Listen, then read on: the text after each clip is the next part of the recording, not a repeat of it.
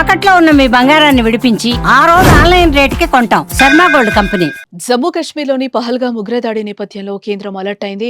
ఇప్పటికే భారత్లో ఉన్న పాకిస్తానీ పౌరులు దేశం వదిలిపోవాలంటూ అల్టిమేటం జారీ చేసింది.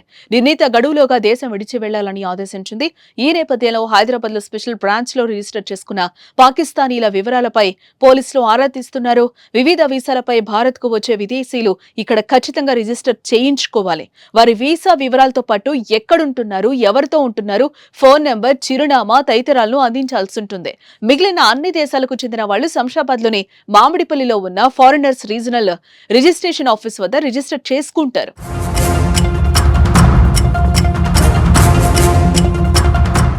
పాకిస్తాన్, బంగ్లాదేశ్ జాతీయులు మాత్రం ఎస్బీ ఆధీనంలోని పాక్ బంగ్లా బ్రాంచ్ల్లో రిజిస్టర్ చేసుకోవాలి.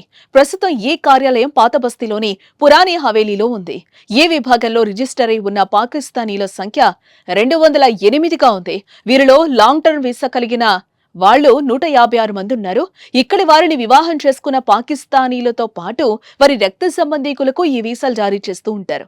మరో 13 మంది షార్ట్ టర్మ్ వీసా కలిగి ఉన్నారు.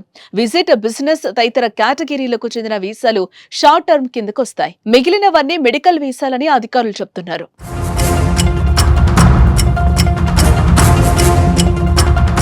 ఇక ఇదిలా ఉంటే పహల్గామ్ దాడి తర్వాత కేంద్ర ప్రభుత్వ ఆదేశాల నేపథ్యంలో ఈ 208 మంది ప్రస్తుత నివాసాలు, ఇతర వివరాలను ఎస్బీ అధికారులు మరోసారి ధృవీకరించుకుంటున్నారు. ఇప్పటికే పాక్ రాయబార కార్యాలయం నుంచి వీరికి తక్షణం భారత్ విడిచి వెళ్లాల్సిందిగా సమాచారం అందినట్లుగా తెలిసింది.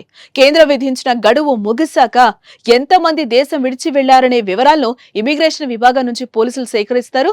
గడువు తర్వాత కూడా ఎవరైనా ఇక్కడే ఉండిపోయినట్లు తేలితే వారిని గుర్తించి బలవంతంగా తిప్పి పంపే ఏర్పాట్లు చేస్తామని ఓ ఉన్నతాధికారి వివరించారు.